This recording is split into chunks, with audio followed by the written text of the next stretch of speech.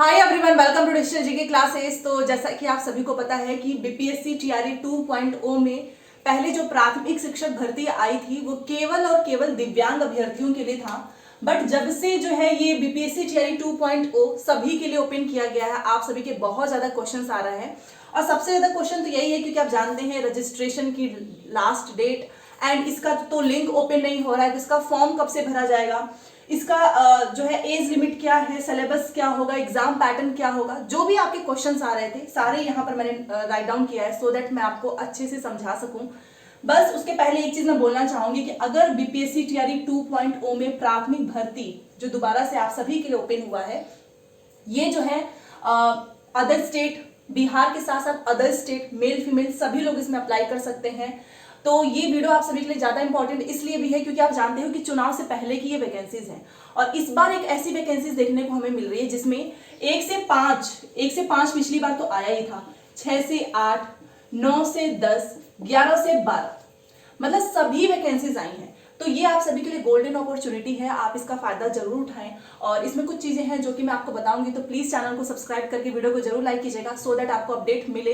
क्योंकि आप आगे बढ़ने से पहले मैं आप सभी को बताना चाहूंगी कि अभी आपके पास आने वाले समय में बहुत सारे एग्जाम्स हैं, चाहे वो बीपीएससी हो चाहे सीटेट हो, और इसके लिए आपके पास प्रीवियस ईयर पेपर होना चाहिए, मॉक टेस्ट होना चाहिए। और अगर आप सस्ते में लेना चाहते हैं तो आज आप ले लीजिए क्योंकि आज जो है टेक्स्ट बुक पे जो है सेल चल रहा है, चिल्ड्रंस डे, और 40 नवंबर केवल आज ही रहेगा। एंड अगर आज आप लेते हो तो आपको yearly text book pass pro 359 में पड़ेगा।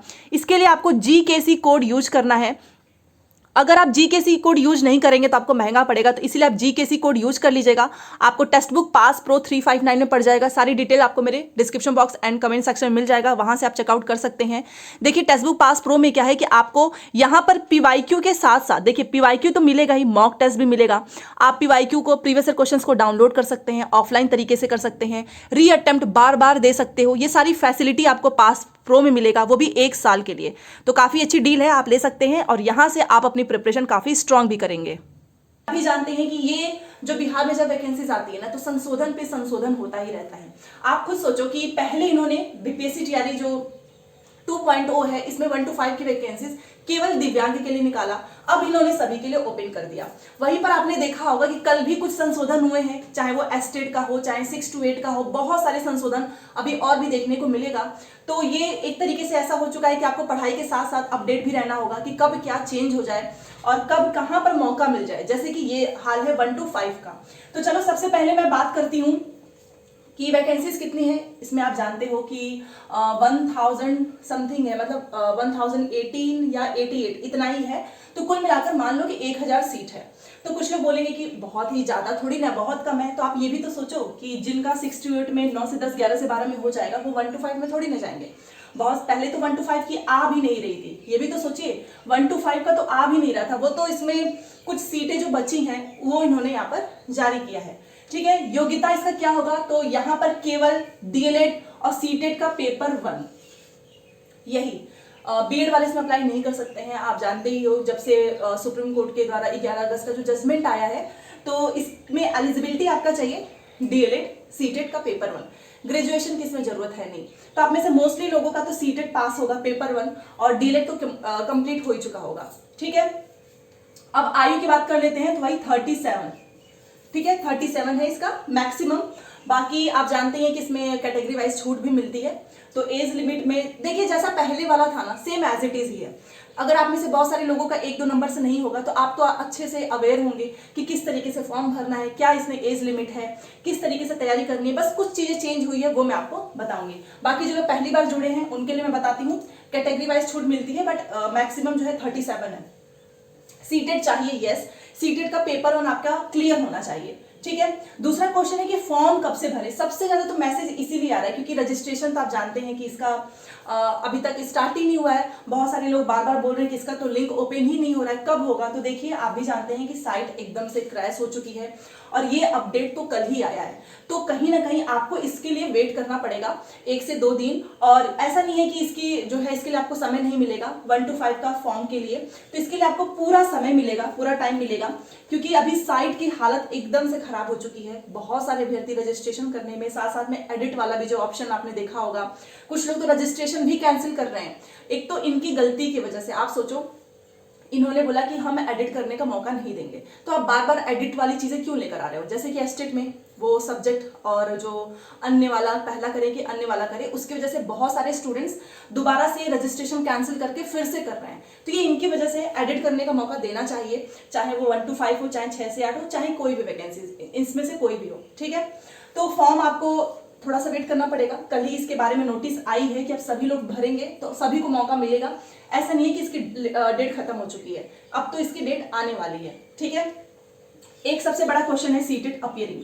डीएलएड के साथ साथ सीटेट अपीयरिंग चाहे 6 से 8 हो, 1 से 5 हो, इन दोनों के लिए इनकी मांग चल रही है। पहले 6 से 8 का था, अब 1 से 5 के लिए भी है, क्योंकि ये चाहते हैं कि हमें भी मौका मिलना चाहिए। बस सीटेट की ही तो बात है, हमारा डीएलएड कंप्लीट है, हमारा बीएड भी कंप्लीट है। अगर डीएलएड भी कंप्लीट है तो हम 1 से 5 में जा ही सकते हैं, और बीएड भी हमारा कंप्लीट है। बस हमारा सीटेट का पेपर 2 नहीं क्लियर है, तो इनकी मांग है कि सीटेट अपीयरिंग को मौका मिलना चाहिए, और मुझे ऐसा लगता है कि मौका मिल जाएगा, क्योंकि अभी आप देखिए कितने संशोधन होने और बाकी हैं, और अभ्यर्थियों की मांग पे ही ये सारी चीजें हो रही हैं। पहले चाहे इसके पहले भी देखिए, जो भी अभ्यर्थियों की मांग आ रही है वो सही, चाहे वो आप बीटेक का देख लो, आप बीसीए का देख लो, और जो सांख्यिकी का सब्जेक्ट जोड़ा गया है 6 to 8 में, तो इस तरीके से सीटेट अपीयरिंग में भी संशोधन हो सकता है और आप लोगों को भी मौका मिल सकता है, क्योंकि यूनिटी बहुत है। अगर ऐसी यूनिटी रही तो बहुत जल्द नोटिस आएगा कि सीटेट अपीयरिंग भी अप्लाई कर सकते हैं। ठीक है, तो फिलहाल के लिए अभी तो नहीं है, बट देखिए कब तक इनका नोटिस आता है। दूसरा है कि सिलेबस इसका क्या होगा। सिलेबस एज इट इज वही है, जैसा कि आपको पता है कि आपको जीएस तो पढ़ना ही है। ठीक है, जीएस के साथ साथ जीएस में क्या है, जीएस में सब कुछ पढ़ना है, मतलब कुछ छोड़ना नहीं है। जैसे कि आपका भारतीय राष्ट्रीय आंदोलन हो गया, ज्योग्राफी हो गया, आप पॉलिटी पढ़ेंगे, एनसीईआरटी को फॉलो आपको करना है, मैथ हो गया, साइंस हो गया, रीजनिंग हो गया, ये सब कुछ जो आप लोगों ने पहले देखा ही होगा, जो 1 to 5 का था, कि पूरा सिलेबस जो है जीएस का, वहां से क्वेश्चन आपने इतनी किताबें पढ़ी बट वहां से कुछ आया नहीं। बट इस बार इन्होंने बोला है कि हम क्वेश्चन का लेवल उतना टफ नहीं रखेंगे, आसान रखेंगे, और क्लियरली बोला है बीपीएससी के चेयरमैन ने कि आपको एनसीईआरटी को फॉलो करना है, एनसीईआरटी एससीईआरटी को। तो जीएस के लिए आप कर सकते हो, जीएस में पूरा मतलब वही है, geography, history, science, reasoning, math, science, ये सब कुछ। ठीक है, और बाकी देखिए ये 150 नंबर का पेपर होगा, जिसमें से 120 आपका जीएस होगा और 30 नंबर का आपका लैंग्वेज भी वही है आपका, हिंदी, उर्दू, बांग्ला, इसमें से कोई भी आप ले सकते हो, और आपका इंग्लिश वो कंपलसरी है। तो 30 नंबर जो है लैंग्वेज का है, जिसमें से 9 नंबर लेकर आना जरूरी है, तभी आप क्वालिफाई कर पाएंगे। अगर कोई लैंग्वेज में फेल हो जाता है, 8 नंबर आ जाएगा ना, तो उसकी 120 वाली कॉपी चेक नहीं होगी। ठीक है, फिर चाहे आप कितना भी नंबर लेकर आए हो, बाकी मेरिट तो आपका 120 में से ही बनेगा। 120 में से आप ज्यादा से ज्यादा नंबर लेकर आने की कोशिश करेंगे, तभी आपका सिलेक्शन होगा, क्योंकि सीट भी कम है, 1000 के आसपास है। तो ये रहा एग्जाम पैटर्न, इस तरीके से पेपर होगा। पेपर आपका 1 दिन होगा, नेगेटिव मार्किंग है नहीं, 4 ऑप्शंस होंगे, तो अगर आप तुक्का लगाते भी हैं तो पॉसिबिलिटी ज्यादा हो जाएगी सही होने की, क्योंकि 5 ऑप्शंस में गलत ज्यादा हो जाता है। तो यहाँ पर आप देख सकते हो 150 नंबर का पेपर होगा, एक ही दिन, एक ही बुकलेट होगा, बस उसमें 120 आपका जीएस होगा, 30 आपका लैंग्वेज होगा। ठीक है, और मेरिट आपकी 120 से बनेगी। और अच्छी बात है कि एक दिन में पेपर करा लेंगे तो, क्योंकि 2-2 दिन पेपर होता है तो बहुत ज्यादा प्रॉब्लम हो जाती है स्टे वगैरह करने में। तो ये हो गया आपका सिलेबस, एग्जाम पैटर्न। अब देखिए डीएलएड सीटेड अगर आपका पास है ना, तो आपके पास बहुत ही गोल्डन अपॉर्चुनिटी है। देखिए इस समय ज्यादा परेशान वही है, इसलिए मैं स्टार्टिंग से बोलती हूँ कि आप सीटेड पे फोकस करो। अगर आपका सीटेड पेपर 2 एसएसटी का सब्जेक्ट है, तो आप हमारे चैनल से जुड़ सकते हैं, डेली क्लासेस होती है। अभी मैंने 12 बजे ज्योग्राफी, 2 बजे हिस्ट्री के लिए है, मोस्टली मैं एनसीईआरटी ही करा रही हूँ, एनसीईआरटी कंप्लीट होने वाला है। तो अगर आपका सीटेड क्लियर नहीं होगा ना, तो आगे आने वाली जो D+SB टीजीटी की वैकेंसीज हैं, आप उससे भी बाहर हो जाएंगे।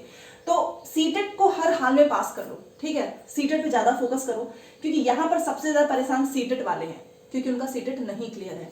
क्या अदर स्टेट वाले 1 to 5 में आ सकते हैं? जी हाँ, 1 to 5 में अदर स्टेट वाले भी आ सकते हैं, अनरिजर्व कैटेगरी में आप फाइट कर सकते हो। देखो ये मैंने 1000 क्यों लिखा है, क्योंकि पीआरटी की टोटल सीट तो 9000 है। आप में से कुछ लोग बोलेंगे बट आप फाइट तो 1000 पे ही करोगे ना, बाकी तो कैटेगरी वाला है, वहां पर तो कैटेगरी वाले ही जाएंगे। ओपन आपके लिए तो 1000 ही है, ठीक है। नहीं तो कुछ लोग बोलेंगे कि 1000 थोड़ी ना, 9000, मुझे भी पता है 9000 सीट है, बट ये 9000 पूरी आपके लिए नहीं है। इसमें से कुछ सीट जो है वो रिजर्व है, कुछ क्या बहुत है, आपने देखा होगा 4000 के आसपास शायद अनुसूचित जनजाति के लिए है, if I am not wrong, and ST के लिए भी इसी तरीके से है, दिव्यांग वालों के लिए है, और उस कैटेगरी में कोई और नहीं जा सकता है। अनरिजर्व के लिए बस 1000 है, जहां पर कोई भी जा सकता है, ठीक है। यहाँ पर तो यहाँ पर आप फाइट कर सकते हो।